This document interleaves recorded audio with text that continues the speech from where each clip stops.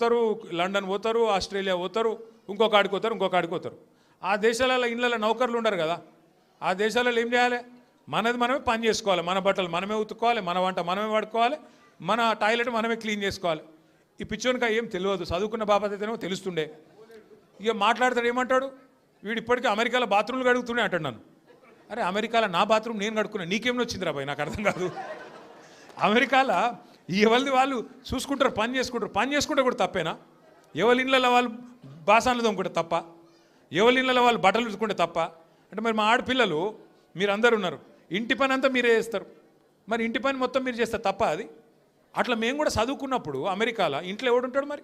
ఎవరి పనాలు చేసుకోవాలి, ఎవరి గిన్నెలాలు దోముకోవాలి, ఎవరి బట్టలాలు ఉతుక్కోవాలి, ఎవరి టాయిలెటాలు క్లీన్ చేసుకోవాలి, తప్పేమున్నది అలా?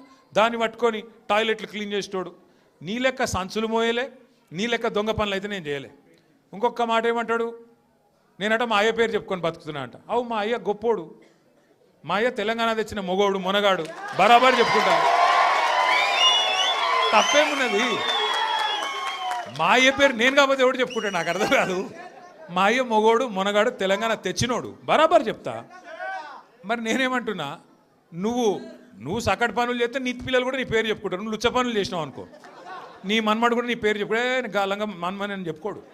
మంచి పనులు చేయి, నీ పేరు కూడా చెప్పుకుంటారు. నీలాగా దొంగలకు సద్దులు కట్టుడు, బ్యాగులు మోసుడు, వాళ్ళ సంకల్ నాకుడు, ఢిల్లీకి పేమెంట్ కోటాలో పైసలు చచ్చుడు, గవి మాతో కావు. కొట్లాడతాం, మొగాళ్ళలాగా కొట్లాడతాం, మునగాళ్ళలాగానే బతుకుతాం, తెలంగాణ పౌరుషంతో బతుకుతాం. నీలాగా బతుకం, ఢిల్లీకి గులాములక్క మాత్రం బతుకం. ఢిల్లీకి సంచులు మోసుకుంటా, ఢిల్లీలో పోయి బీజేపీలతో రాసుకొని పోసుకొని తిరుక్కుంటా, జడ్జీల కాళ్ళు పట్టుకుంటా, అయ్యో నన్ను కేసుల లోపల నుక్కకుర్రి అని చెప్పి డైవులు కొట్టుకుంటా, గా బతుకు అవసరం లేదు. బతికిన నాళ్ళు దర్జాగా బతుకుతాం, చచ్చినప్పుడు కూడా రాయలుగా చచ్చిపోతాం. అంతేగాని ఇట్లా చిల్లర పనులు చేయం.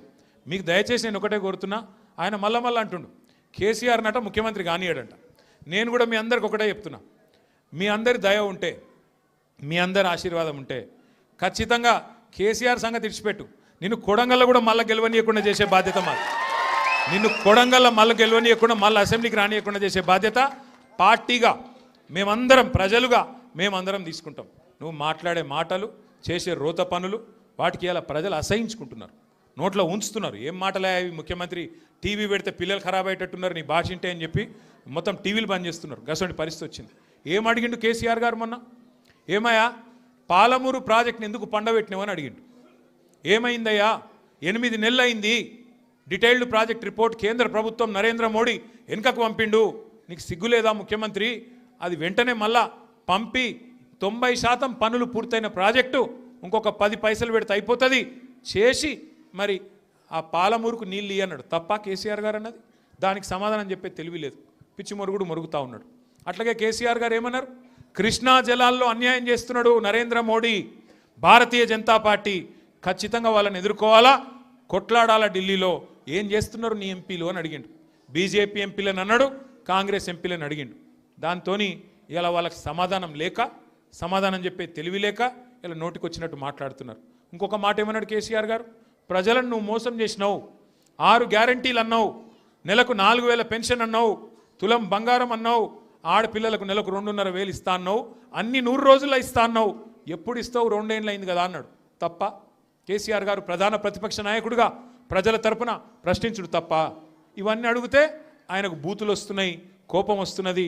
ఆయన రియల్ ఎస్టేట్ వ్యాపారానికి, ఆయన భూముల కుంభకోణానికి, ఫ్యూచర్ సిటీ పేరు మీద చేస్తున్న డ్రామాకు కేసీఆర్ గారు బలమైన వాదనతోని ప్రజలను మళ్ళొక్కసారి లేపి బయటికి తీసుకొస్తే ఆగమైతుంది బతుకని చెప్పి ఇష్టం వచ్చిన తిట్లు తిడుతున్నావు. మనం పట్టించుకునే అవసరం లేదు. మనం స్పష్టంగా ఒకటే పని చేసుకుంటూ పోదాం. ఎన్నిక ఏదైనా, రేపు కార్పొరేషన్ ఎన్నిక వస్తుంది, హైదరాబాద్ను 3 ముక్కలు చేస్తారట. హైదరాబాద్ కార్పొరేషన్ 3 ముక్కలు చేస్తారట, చేసి 3 కార్పొరేషన్లు చేస్తారట. ఎన్ని కార్పొరేషన్లు చేసినా ప్రజలైతే గాలే కదా, ఓట్లు వేసేది మీరే కదా.